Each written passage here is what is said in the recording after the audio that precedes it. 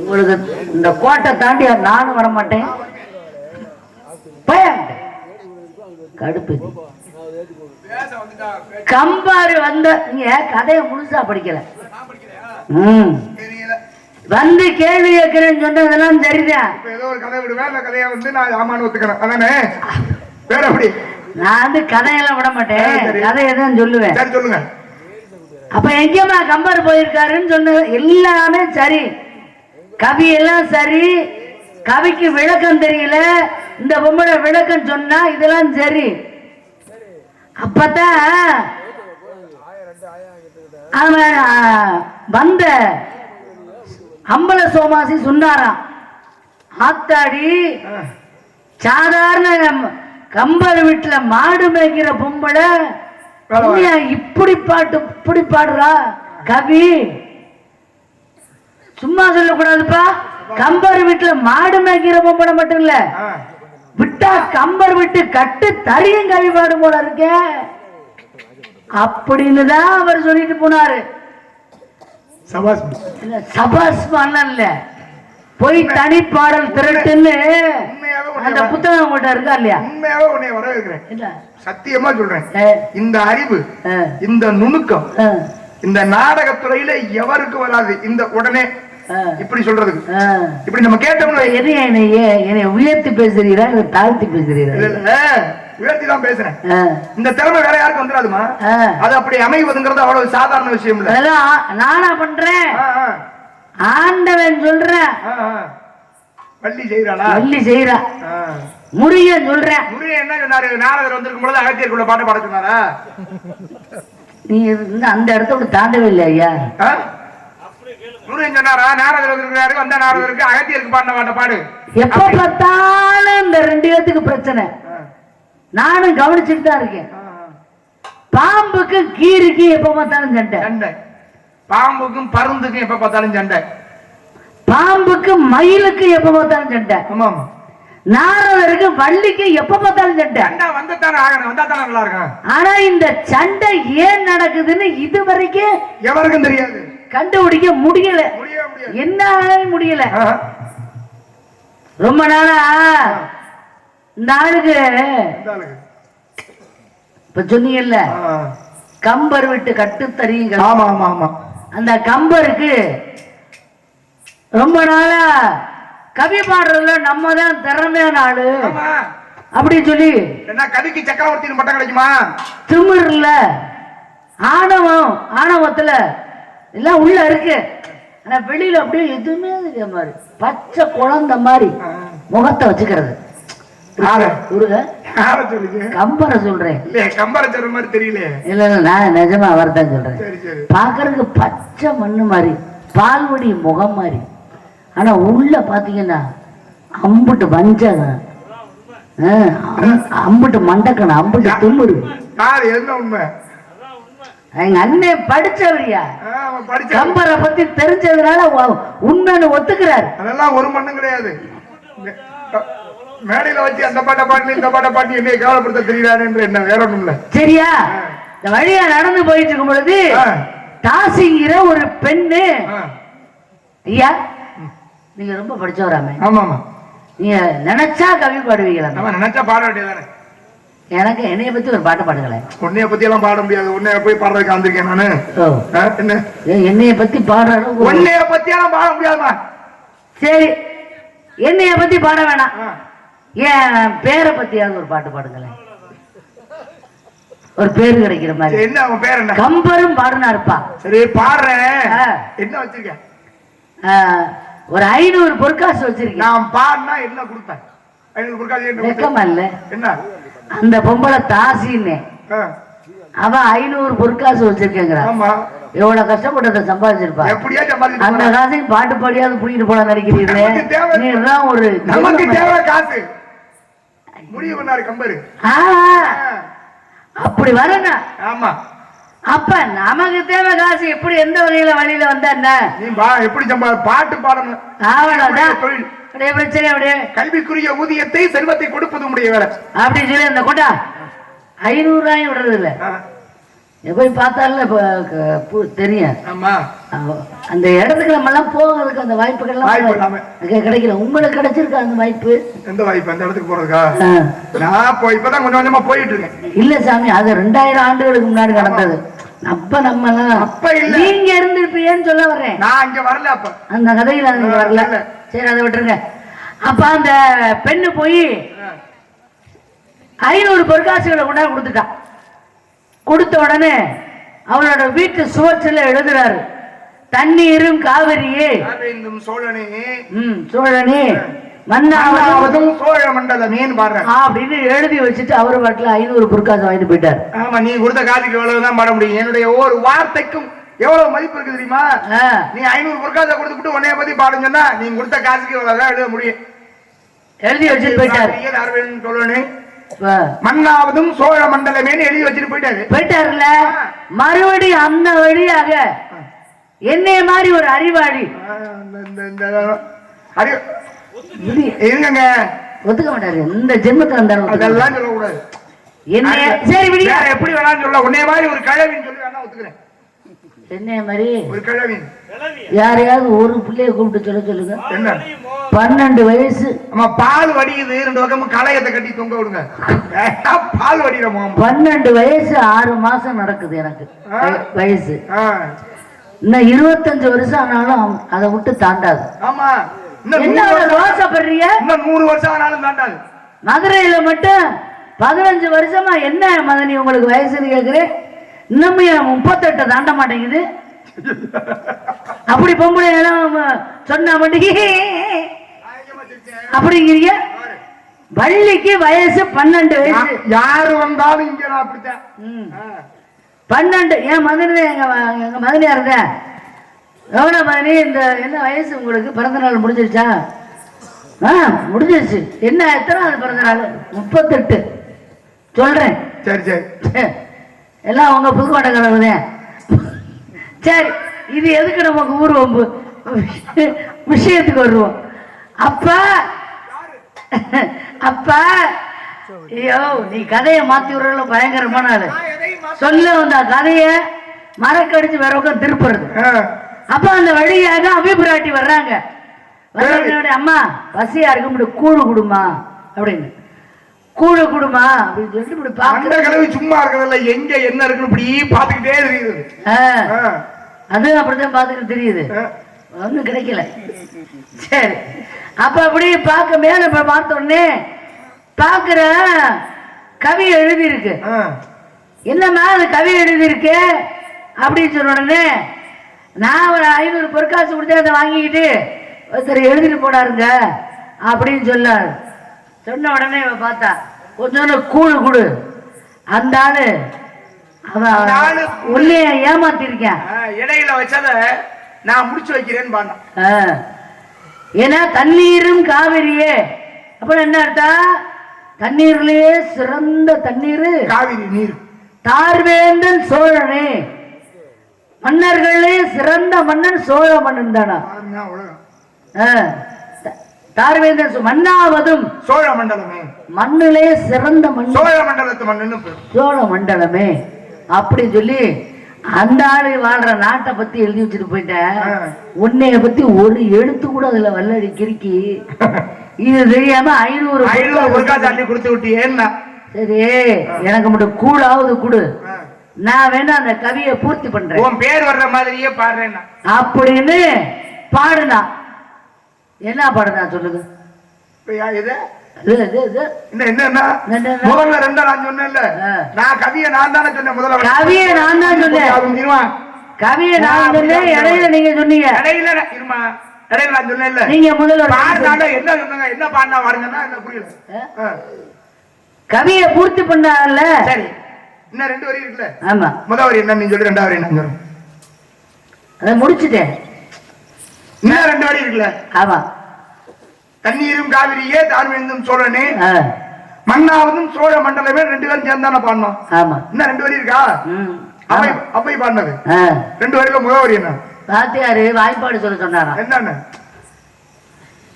ஏன்னா என்ன 8 அனுப்பிருக்கணும் எவ்வளோடா? வாத்தியாரே எனக்கு முதல்ல இருந்து வந்தாத்தான் வரும். நான் அப்படி சொல்ல வரேன். 2 பேரும் சேர்ந்து சொல்லுங்க. நான் சொல்ல மாட்டேன்னு சொல்லலையே.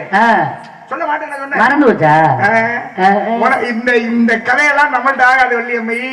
வேற எதாவது வேற எங்கேயாவது வச்சுக்கணும். மறந்து வச்சாவா? சில பேர் படிச்சிருப்பான், திடீர்னு சொல்ல நான் சொல்லுவேன். நீங்க எதிர்பார்த்தீங்களா? இல்ல. ஐயனார் மேல சத்தியமா? உண்மையாவே எதிர்பார்க்கல. சத்தியமா எதிர்பார்க்கல. ஐயனார் சத்தியமா எதிர்பார்க்கல. அப்ப எதிர்பார்க்காம கொடுக்கறதுக்கு பேருதான் ரொம்ப விவரமான ஆளு. சரியா? ஆனா நாரதருக்கு மட்டும் வரையறுக்க கொடுக்காம அகத்தியருக்கு பாடின பாட்டை மட்டும் பாட தெரியும். ரொம்ப விவரமான ஆளு. ஐயே, நீ என்ன செக்கு மாடு மாதிரி அங்கனே சுத்திட்டு கிடக்குறீரு? ரொம்ப விவரமான ஆளு நீங்க. பெண்ணாவாள் அம்பச்சிலம்பி அரவிந்த தாரணியும் செம்பன் சிலம்பு அப்படின்னு பாடிட்டான். பாடி முடிச்சோன்னு வந்துச்சு கோவம் கம்பருக்கு உங்களுக்கு மாதிரி. முதல்ல விஷயம் வந்துச்சுல விஸ்வாமித்திரருக்கு மாதிரி. நான் பாடின கவிய பூர்த்தி செய்யற அளவுக்கு அவ்வளவு பெரிய ஆள. கம்பர் ரொம்ப பெரிய ஆளுமா. கம்பருடைய திறமைங்கிறது மிகப்பெரியது. ஆனால் அதற்காக அவ்வை சலித்தவள் இல்ல. அவ்வை சாதாரணப்பட்டவளும் அல்ல. அப்பதான் அவ்வைக்கு அவ்வளவு பெருமை இருக்குமா? அவ்வையினுடைய தமிழுக்கும் தமிழ் கிளவின்னு பட்டம் இருக்கு. அவங்களுடைய விஷயங்களா பேசணும்னா ஒரு நாள் போதாது. ஆமா, ஏதோ மக்களுக்கு நல்ல விஷயங்கள் கருத்துக்கள் ஏதாவது ஒரு போய் திரட்டு இருக்கான்னு என்கிட்ட கட்டியமா? உங்ககிட்ட இருக்கா? என்கிட்ட இருக்கு. இருக்கு. நான் காசு போட்டு வாங்க மாட்டேன். அதான பார்த்தேன். எப்படி யாராவது கொடுத்தா வாங்கிக்கிறது. இங்க வாத்தியார் கொடுத்தாரு வாங்கி வச்சிருக்கேன். உனக்குறியா? அதை விடுங்க பிரச்சனையா. இதே கம்பரு. அப்பதான் கம்பரு இப்படி கேட்ட உடனே அவையார் என்ன பண்ணிருக்காங்க, இந்த ஆளு பாடின கவிய நம்ம பாடணும்னு இவ்வளவு கோவப்படுறாரு. எப்படியாவது எந்த வகையிலாவது இந்த ஆளை மடக்கணும் இன்னைக்கு அப்படின்னு முடிவு இருக்கலாம். ஆனா முடியணும்ல. அது முடிவுங்கிறது முடியறது அப்படிங்கிறது முடிவுல தானே தெரியும். என்ன எப்படி வாழ்க்கலாம்? இவரை நம்ம வெற்றி பெற்றோம்னா அவரை அசிங்கப்படுத்தி ஒண்ணும் இல்லாம ஆக்கிறோம் அப்படிங்கிற எண்ணம்லாம் இருக்கலாம். ஆனால் செயல்படுத்துறதுக்குரிய தகுதி வேணும். அந்த இறைவனுடைய அனுகிரகம் இருக்கணும். அது இல்லன்னா அந்த உலகத்துல தெய்வ நம்பிக்கை முதல்ல. மன்மதன் பயந்துகிட்டு முன்னால போய் கணைய தொடுத்தோம் நான் தான் நம்மளை எரிச்சு போடுவாரு அப்படின்னு பயந்து ஓரமா நின்னு தொடுத்தான். தெரியுது இல்ல? இதெல்லாம் தெரியுது இல்ல? சரி, மன்மதனை அழிச்சிட்டாருல. அழிச்ச பிறகு என்ன நடந்தது சாமி? அதற்கு பிறகாக ஆதிதேவி போய் கேட்டுக்கிட்டா, மன்மதன் எனக்கு வேண்டும், என்னுடைய கணவன் என்ன பண்ணார், இந்த உலக சேமத்திற்காக உங்களை நிச்சயில் இருந்து எழச் செய்ய வேண்டும் என்பதற்காக தான் வழக்கணையை தொடுத்தாரே தவிர உடனே உன் புருஷன் உன் கண்ணுக்கு மட்டும் தெரியும், மத்த கண்ணுக்கெல்லாம் தெரிய மாட்டேன் அப்படின்னு முடிஞ்சு வச்ச அந்த கதை. அவ்வளவுதான். மன்மதன் திறந்து மன்மதன் அழிச்சுட்டாருல, அழிச்சுட்டாரு. அப்புறம் எப்ப முருகன் தோன்றினாரு? சாமி நெற்றிக்கண்ணை திறந்து மன்மதனை அழிச்சுட்டாரு. மறுபடியும் மாயை நிலைக்கு வந்துட்டாரு. அதுக்கு தானே அவங்க ஏற்பாடு பண்ண நிலைக்கு வந்துட்டாரு. அமைதியாயிட்டாரு, சாந்தமாயிட்டாரு. அப்புறம் எப்ப நெற்றிக்கண்ணை திறந்து முருகன் தோன்றினாரு?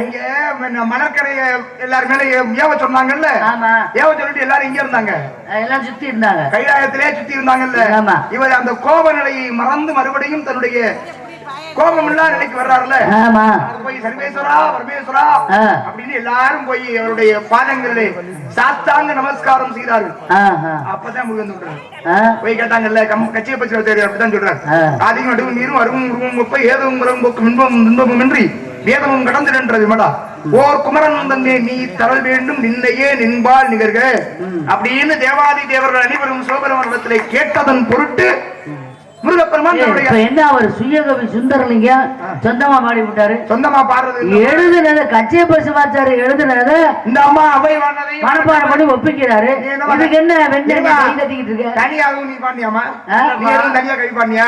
நீ கம்பர் பாடினதே அவை பாடினதையும் கலந்துதானே?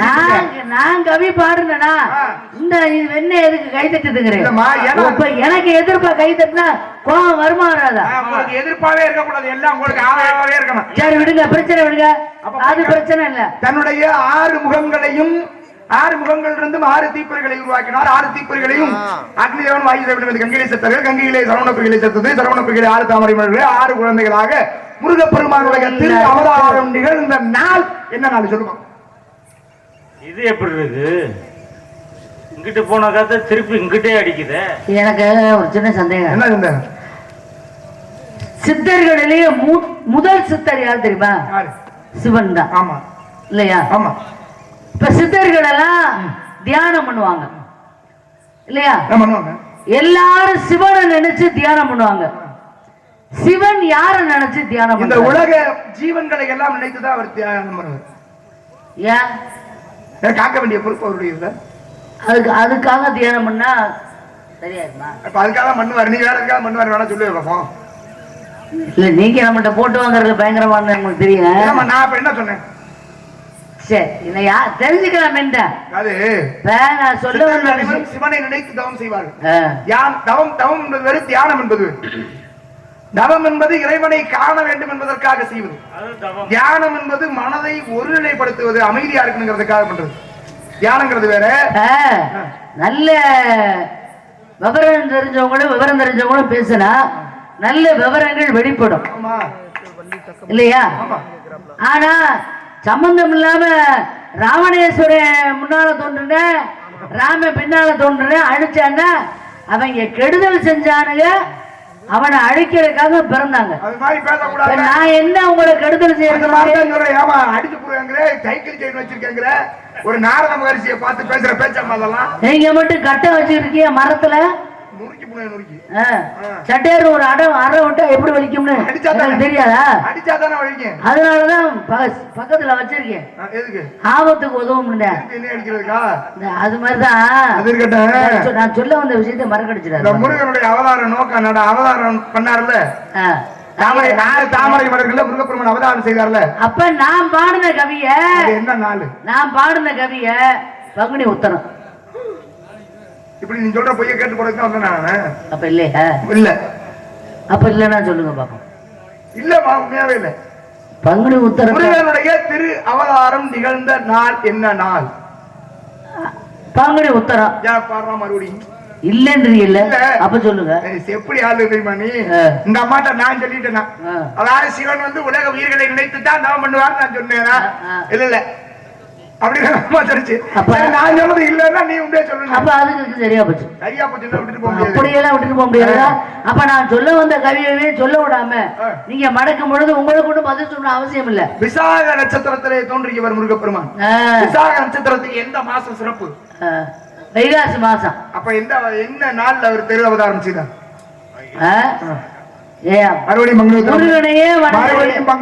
முருகனையே வணங்குற எனக்கு பங்குனி உத்தர திருநாள்ல தெரியுங்கிறது எனக்கு தெரியும். பார்வதி கல்யாணம் நடந்தது அப்பதான். முருகப்பெருமானுக்கும் தெய்வயானைக்கு திருமணம் நடந்தது அப்பதான். இதெல்லாம் தெரிஞ்ச எனக்கு பங்குனி உத்தரத்துல கல்யாணம் பிறந்தாரு அப்படி நான் சொல்லுவேனா? எல்லாம் போட்டு வாங்குறது என்னப்பா நம்ம பத்தி தெரிஞ்சுக்கிட்டு விடுங்க. பேச்சாளர் நல்லா தான் இருக்கு. அப்பதான் மடக்கவே முடியலையே. அப்படி சொல்லி காட்டுக்குள்ள நடந்து போயிட்டு இருக்கும் பொழுது பார்த்தா ஒரு நெல்லிக்காய் மரம், சரி இலையே இல்லாம மொட்டை மரமா நின்றுட்டு இருக்கு. ஆஹா ஆனா மடக்க இதுதான் தகுந்த நேரம் அப்படின்னு ஔவையார் மெதுவா ஆரம்பிச்சா. கொஞ்சம் எதுக்கு மயங்கினாலும் மயங்காட்டியும் இந்த புகழ்ச்சிக்கு மட்டும் மயங்காத ஆளு இந்த உலகத்திலே இல்லை. உங்களை மாதிரி பாட முடியுமாங்க? ஐயோ அப்படின்னு சொல்லி பாருங்களேன். நான் உடனே என்ன சொல்லுவேன் தெரியுமாமா? நானே ஏதோ சும்மா கத்துறேன் உங்களுக்கு பிடிச்சிருக்கு அப்படி சொல்றாரு. நானு போதையில எந்த போதையில விழுந்தா எல்லாத்துலயும் போதை இருக்கு. வெற்றிலை பாக்கு போடுறது கூட ஒரு போதை தான். டீ கேட்டு கெஞ்சிக்கிட்டு இருக்கமே அது கூட ஒரு போதை தான். நாங்களே இப்ப தூக்க கலக்கத்துல தான் பேசிக்கிட்டு இருக்கோம். இல்ல அவங்க சூழ்நிலை பாவம்.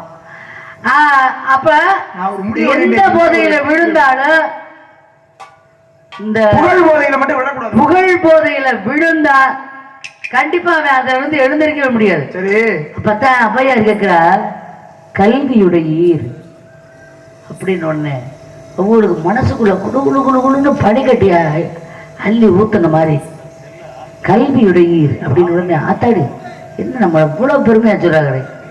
கருங்கானகத்திடையே நெல்லி இலை உதிர்ந்து நிற்பதவன் அப்படின்னு பாடுறான் அவையார். உடனே இவங்க பட்டக்குன்னு விஷயம் தெரிஞ்சவங்களா ஆய் கிடக்காது இல்ல. உடனே வல்லாய் கேள் வெல்லா வழக்கை விலை வாங்கி வெல்விக்கும் வல்லாளன் சுற்றம் போல் மாண்டு கவியை பூர்த்தி பண்ணிட்டார். இதுக்கு என்ன அர்த்தம்னு முதல்ல சொல்றேன். கல்வியுடைய ஐயா படிச்சு பெரிய கல்வியில் சிறந்தவரே, இந்த நெல்லிக்காய் மரம் அப்படி இலையே இல்லாம மொட்டை மரமா நிக்குதே என்னையா காரணம் அப்படின்னு கேள்வி கேட்கிறாங்க அந்த அம்மா. நம்மளா இருந்தா என்ன சொல்லுவான், ஆனா ஆடி மாசம்னா காத்தடிக்கதான் செய்யும், இலையுதிர் காலம் இலை உதிரத்தான் செய்யும், மரம் மொட்டை மரமா தான் நிக்கி, இதுதானே இயற்கை அப்படின்னு சொல்லி அவருக்கு சொல்லி இருப்போம் நம்மளா இருந்தா. ஆனா அவர் என்ன சொல்றாரு, அப்படி இல்ல, வெல்லா வழக்கை ஒரு பொய்யான வழக்கு இருக்கு பாத்தீங்களா, அத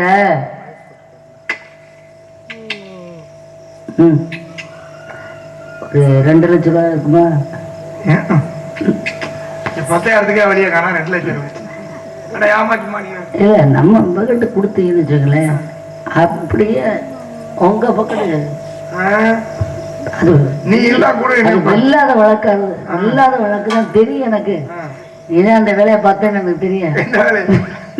பொதுவா காசு இருந்தா கூட சரி பண்ணிடுவேன் அப்படின்னு சொல்லி பணத்தை வாங்கிக்கிட்டு வெல்லா வழக்கை விலை வாங்கி வில்விக்கிறானே, வெற்றி பெற செய்யறானே, அவனோட வாழ்க்கை கடைசியில எப்படி அமையுமா தெரியுமா, அவனுடைய சுற்றம் எல்லாம் அழிஞ்சு இந்த மரத்துல உள்ள இலைகள் எல்லாம் இல்லாம தனியா கனி மட்டும் இருக்கிற மாதிரி தனியா தனி மரமா நின்னு நிக்கிறான் பாத்தீங்களா, அப்படி வாங்கிட்டு பணத்தை வாங்கிட்டு சம்பாதிக்கிறான் பாருங்க. அவன் வாழ்க்கையினுடைய கடைசி கடையில இப்படித்தான் இருக்கு, கடைநிலை தனி மரமா தான் நிக்கணும், வேற வழியே இல்ல அப்படின்னு விளக்கம் சொல்லிட்டாங்க பெரிய அறிவாளி. இந்த தமிழினுடைய தொன்மை இருக்குல்ல, இந்த தமிழினுடைய அதில் இருக்கக்கூடிய விஷயங்கள்லாம் எவ்வளவு உன்னதமானதுன்னு பாருங்க. ஆமா, ஒருத்தர் என்ன பண்றாரு, அப்பதான் மணக்கணா இங்க வய எங்க போற தண்ணி, அன்னைக்கு நான் நீ பாடினதுக்கு நான் பதில் பாட்டு பாடிவிட்டேன், பூர்த்தி செஞ்சு விட்டேன்னு என்ன கோவப்பட்டேன். இப்ப என்ன அறிவுல நான் பாடின பாட்டுக்கு பதில் பாட்டு நீ பாடணும், கேள்வியா கவி இருக்கும் பொழுது பதிலா கவி பாடுறதுதான் சரி. இப்படி அறிவாளிகளும் சேர்ந்தா நல்ல கல்வி சிறந்த அறிவு சிறந்த விஷயங்கள் வெளிப்படும். கம்பர் கேள்வியா வைக்கல, கம்பர் என்ன பண்ணாரு, தண்ணீரும் காவிரியே நார்வேந்தன் சோழனே மண்ணாவதும் சோழ மண்டலமே பூர்த்தி செஞ்சதான் சொன்னாங்க. ஆனா இங்க நம்ம என்ன பண்ணிருச்சு, கேள்வி ஆக்கிருச்சு. இந்த அம்மா சொல்லிட்டு போக வேண்டியது, கேள்விக்கு ஒரு பதில் சொல்லிட்டு போறது தமிழ். ஒருத்தர் ஒரு ஆற்றை கடந்து போறாரு, ஒரு ஆற்றை கடந்து போகும் பொழுது அப்படியே விடுங்க, நான் பேசிக்கிட்டு இருக்கேன், அந்த அம்மா பேசிட்டு போகுதுப்பா, நம்ம வீட்டுல பேசாம போவீர எப்படி போவேன், நீ சொன்னாக்கி போய் ஒண்ணு சொல்லலாம் போயிடாது. அப்ப என்ன பண்ணாரு, ஆற்றை கடந்து போறாரு, ஆத்துக்காரையில அங்கிட்டு இருந்தவர்கிட்ட போய் கேக்குறாரு, ஐயா முக்காலை கவி கையில் எடுத்து மூவிரண்டை கிடக்கையிலே இக்காலில் 5 தலை நாகம் அழுத்த கடித்ததன்கான் அதற்கு ஒரு வழியும் சொல்லுங்கான்கிறார். அவர் திருப்பி 10 ரத புத்திரனின் மித்திரவின் சத்திரவின் பத்தினின் கால் வாங்கி தேய்ச்சிட்டு போடா நீங்கிற. புரியுதா? அது ஒண்ணும் புரியல. விளக்கத்தை பத்தன்னு சொன்னார். எப்படியே முக்காலை கையில் எடுத்து, முக்கால் அப்படின்னா முக்கால்னு ஒரு காலம் இருக்கு, தனக்கு 2 கால், தன்னோடு சேர்த்து ஒரு கம்பு, முக்காலை கையில் எடுத்து மூவிரண்டை கிடக்கையில், மூவிரண்டு 6, 6ஐ கடந்து போகையில் இக்காலில் 5 தலை நாகம். 5 தலை நாகம் நான் பாத்திருக்கேன் அப்படின்னு சும்மா பிராட அடிச்சு விடுறாரு. 5 தலை பார்த்தது இல்லையா, போய் திருக்காலகஸ்தி போங்க, 5 தலை நாங்க சிவலிங்கத்துக்கு மேல இருக்கோம் பாத்திருக்கேன்ல, உயிரோட பார்த்து அது பிறகு அதுக்கு உயிர் இல்லையா, சிவலிங்கத்துக்கு உயிர் இருக்கும் பொழுது அதை வணங்குற பாம்புக்கு உயிர் இல்லையா, நம்ம வேணா எப்படி வேணாலும் மாயமா செஞ்சு வச்சுக்கலாம். லிங்கம் என்பது அது அது அது நிலையானது. இப்படி பேசினா நான் வேற இடத்துக்கு போயிருவேன். வாங்க பேசுவோம். 5 தலை நாங்க இருக்கா, நீ பாத்திருக்கியா? இல்ல அப்படி இல்ல, அதுக்கு உயிர் இருக்கான்னு கேட்டீங்க பாத்தீங்களா, அது அப்படி உயிர் இருக்கு, அதுக்கு 5 தலை நாகத்துக்கு உயிர் இருக்கா? ஆமா ஆமா ஆமா. சரி இன்னொரு மேடையில பேசிக்குவோம். இப்ப ஐந்தறிவு நாகம்னு சொன்னது எதை தெரியுமா? நெருஞ்சி முள்ள. கால்ல நெருஞ்சி முள்ளு குத்திருச்சு, இதுக்கு என்னையா பண்ணலாம்னு சாதாரணமா கேட்டுட்டு போயிருக்கலாம். ஆனா அவன் சொன்ன பாருங்க, முக்காலை கையை எடுத்து முயல் கிடக்கையிலே இக்காலில் 5 தலை நாகம் அழுத்த கட்டித்ததற்கா அதற்கு ஒரு வழியும் சொல்லுங்க. அவர் திருப்பி பத்திரத புத்திரனின் மித்திரவின் சத்ருவின் பத்திரிகால் வாங்கி தச்சு போனாங்க. மித்திரனா சத்ருனா எதிரி. ராம் பத்திரத புத்திரன் யாரு? பத்திரதன் புத்திரனின் தசரதனுடைய பிள்ளை ராமன். ராமனுடைய மித்திரு சுக்ரீவன். சுக்ரீவனுடைய சத்ரு வாலி. வாலியுடைய மனைவி தாரை. பத்திரியின் கால் வாங்கி தாரைன்னு எழுதி அதுல காலை எடுத்துட்டோம்னா என்னமா பொருள்? கால் எடுத்துனா தரைன்னு வரும். தரையில தேய்ச்சிட்டு போடான்னு சொன்னான். இப்ப பாருங்க, இவ்வளவு சாதாரணமா சொல்லிருக்கலாம், காலில் நெருஞ்சி முழுக்கு திருச்சி என்ன பண்றதுன்னு. தரையில தேய்ச்சிட்டு போடா ஒண்ணும் செய்யாதுன்னு சொல்லிருக்கலாம். ஆனா தமிழினுடைய அந்த தமிழ் இருக்கக்கூடிய விஷயம் எப்படி எல்லாம் ஒரு விஷயத்தை ரொம்ப பெருசா காட்ட முடியுங்கிறத எடுத்து சொன்னாங்க. தில்லையில போய் ஏங்க இந்த ஓலை சுவடி எல்லாம் இது உள்ள இருக்காமே எடுத்தா அதுல என்னென்ன இருக்குங்கிறத எடுத்து மக்கள் அனைவரும் தெரிந்து கொள்ளக்கூடிய அளவிற்கு அதை திருமுறைகளாக வகுத்து கொடுக்கலாமேன்னு கேட்கிறாங்கல்ல. கேட்கும் பொழுது அங்கே உள்ள அர்ச்சகர் என்ன சொல்றாரு? அவர் சொன்னாரு, இது நாங்க வந்து கேட்டாதான் கொடுக்க முடியும். யாரு கேட்டா? சுந்தரர் திருஞான சம்பந்தர் பாடிய மூவரும் நாங்க 3 பேர் வந்து எப்ப கேட்கிறோமோ ஒன்னா வந்து கேட்டாதான் கொடுக்க முடியும் அப்படின்னு கேட்டாங்க. கொடுக்கணும்னு சொல்லி அன்றைக்கு தில்லைவாழந்தனிடத்துல சொன்னதாக அதை வச்சுதான் கொடுக்க முடியும். ஆனா 3 பேரும் முக்தி அடைஞ்சிட்டாங்க, உயிரோடு இல்ல இறைவனுடைய பதம் நாடி விட்டார்கள். இப்போ உயிரோடு இல்லன்னு சொல்லக்கூடாது. இல்லம்மா, அதான் இப்ப இல்லையே அவங்க சொல்றாங்க. இப்ப இல்லையே, இறைவனுடைய பதம் நாடி விட்டார்கள் அப்படின்னு சொல்லும் பொழுது அப்பதான் அவங்க சொல்றாங்க, ஏன் இல்லன்னு சொல்றீங்க, இருக்காங்களே அப்படி சொல்லி மூவருடைய சிலையை கொண்டு வந்து வச்சாங்களா? 3 பேரும் ஒன்னா வந்திருக்காங்க. 3 பேர் ஒன்னா வந்துட்டாங்க. கொடுப்பா உள்ளே இருக்கக்கூடிய நடராஜருடைய விஷயமாகத்தான் இருக்கிறார். தெரிஞ்சிருக்குல்ல, சிலையாக இருந்த நடராஜருக்கு உயிர் இருக்கிறது அப்படின்னா இவர்களுக்கு உயிர் இருக்கு. அந்த சிவலிங்கத்துக்கு உயிர் இருக்குன்னா சிவனை வணங்கிய சிவனடியார்களுக்கு உயிர் இல்லையா? அந்த சிலைக்கு உயிர் இல்லைன்னா இந்த சிலைக்கு உயிர் இல்லையா? கேட்டார்ல, நாங்களும் விரட்டி பேசுவோம். விரட்டி பேசினா நான் மறுபடியும் திரும்ப பேசுவேன் தெரியுமா? சரியா? சும்மா 10-15 பாட்டை பாடிக்கிட்டு ஆளாள ஆட்டிக்கிட்டு வர்ற ஆளுகிட்ட ஐயா ரெட்டையால தர அது இல்லமா திறமை. அது இல்ல திறமை, பக்கம் ஓட்டணும். அது இல்ல திறமை. பாட்டு ஒரு 5-6 பாட்டை தெரிஞ்சுட்டு வந்து பேசுறவங்கள்ட்ட பேசுறது அல்ல பேச்சு. இந்த மாதிரி விவரம் தெரிஞ்ச 4 பேர்கிட்ட பேசி பேர் வாங்குறோம்ல, அதுதான் பெரிய ஆளு. சும்மா ஒண்ணும் இல்லாத இடத்துல போய் வெட்டி சத்தம் போடுறாள் இல்ல. நானு இருக்குன்னு தெரிஞ்ச இடத்துல வந்து வாய திறக்க மாட்டாங்க. விவரமே தெரியாத ஆளுங்க புடிச்சிட்டு கஞ்சியா காய்ச்சறது. அந்த சவுள எல்லாம் நிறைய நடக்குதுதான். எல்லாருக்கிட்ட வந்தீங்க, நீங்க எதுக்கு வந்தீங்க? கல்யாணம் பண்ணலான்னு வந்தேன். நான் வந்து அந்த மாதிரி எல்லாம் விருப்பம் இல்ல. நான் வந்து ஒரு காசியை நோக்கி எப்படி நடந்து போலாம் இருக்கீங்களா? எப்படி இப்ப நடக்க ஆரம்பிச்சா எப்படியும் சரியா இருக்கும். எனக்கு போகலாம் நினைக்கிறேன். ஆனா என்ன பிரச்சனை, ஒரு கால் அந்த பக்கம் புடிச்சிட்டு தான் ஒரு கால் இந்த பக்கம். காசி போறதான் போறீங்க, ஹிந்தி பண்டிட் என்ன கூட்டிட்டு போங்க. எதுப்பா ஹிந்தி பண்டிட் என்ன கூட்டிட்டு போங்கன்னு? அது உண்மைதாப்பா. நீ அந்த அதிகாரம் கல்யாணம் பண்ணி வைக்கலான்னு வந்தேன். அப்படியா? யாரை? எனக்கு ஏற்கனவே கல்யாணம் ஆயிடுச்சு 3 தடவை. கல்யாணம் ஆயிடுச்சா? சரி, இன்னொரு தடவை கல்யாணம் பண்ணிக்க. தப்பு இல்ல. யாரும் எந்த முடியாது இவ்வளவு தைரியமா சொல்லுவாங்களா? அது யாரும் சொல்ல மாட்டாங்க. உன்னைய தவிர யாரும் சொல்ல மாட்டாங்க. தெரிஞ்சு இந்த உன்னைய தவிர கல்யாணங்கிறது இப்படி சொல்றதுக்கு வேற ஆள் யாருமே கிடையாது. திறமை வேணும், திறமை வேணும், தைரியம் வேணும். முதல்ல சொல்றத சமாளிக்கிறதுக்கான என்ன இருக்கணும், அந்த திறமை இருக்கணும். காது குத்துவது ஒரு கல்யாணம். ஆமா ஆமா. பெண் சடங்கு பூ புனித அடைவது ஒரு கல்யாணம். இப்படி எல்லாம் கல்யாணம் இருக்குல்ல. அப்படி கல்யாணம் இருக்கு. நீங்க எந்த கல்யாணம் பண்ண போறீங்க? எனக்கு முன்னர் ஆண்மகனுக்கும் திருமணம் செய்து வைக்கலாம் என்று நினைக்கிறேன். ஆம்பளை தான் கல்யாணம் பண்ணுவாங்க, அப்புறம் பொம்பளையா போய் கல்யாணம் பண்ணுவாங்க. ஏன் பெண்ணாக இந்த ஆம்பளைக்கு பேர் என்ன? ஆம்பளைக்கு பேர் தானே முருகன். அழகன். என்னது? குழகன். குகன். முருகன். குடகதாரி. எனக்கு எம்புங்கை ஏறி அவரெல்லாம் தெரிவிட்டு இருந்தேல்ல, அவர்தான் புரிச்சேன். எனக்கு எத்தனை பேரு முருகனுக்கு இருந்தாலும் முருகா அப்படின்னு சொல்லும் பொழுது கிடைக்கிற இன்பம் முருகா வேற எதுலயுமே இல்ல அப்படின்னு சொன்னா உண்மைதான். ஆனா அவரை கடவுளா நினைச்சிட்டு இருக்கேன். கேக்குறேன், தப்பா பேசுறேன். தப்பா பேச என்னமோ சொல்றாள். நானும் சொல்றேன். அவ சொல்றாங்க சொல்லக்கூடாது. சொல்றதுக்கு அர்த்தம் இருக்கணும்ல. ஆமா. கட்டிக்கமா முருகனை அபிஷ்டு அபிஷ்டு கட்டிக்க முடியுமா? முடியாதியா? அல்லு மகன் வந்த வசகனை விடுத்து எனக்கு பரிசு கொண்டு இசைக்க வந்தது போது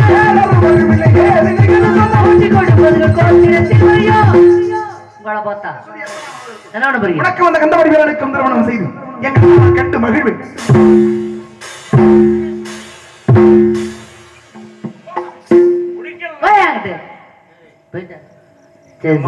ஏமா என்னப்பா உண்மையிலே முருகன் உனக்கு பிடிக்கலையா? முருகன் எனக்கு பிடிக்கலன்னு என்னம்மா அப்படின்னு சொன்ன நம்பிட்டீங்களா? சும்மா அண்ணே தங்கச்சி எப்படி? உண்மையிலே சூப்பர். எனக்கு செலவே இல்லாம பண்ணிட்டேன். இல்ல தங்கச்சி எப்படி இருக்கு? கொஞ்சம் வரணுச்சு. அழகா கொஞ்சம் ஆங்கிலத்துல நல்லா சொன்னீங்கன்னா. என் தம்பிச்சு சூப்பர் ஃபிகர். நீ தான் எனக்கு கூட பிறந்தாங்க. தங்கச்சி சூப்பர் பிகர்னு சொன்ன ஒரே அண்ணே நீதான். அண்ணனுக்கு முதல் சூப்பர் பிகரா தெரியணும். நான் கேக்குறேன், இதே தங்கச்சி சூப்பர் பிகர் எங்க அக்கா சூப்பர் பிகர்னு சொல்லிதான் வடிவேலு பேக்கரி வாங்கினாரு. நீ என்ன அது பெட்டிக்கிறது வாங்கலாம்னு பிளான் போட்டிருக்கியா? அதான் உண்மை. ஒரு 5.5 மினிக்கு வந்து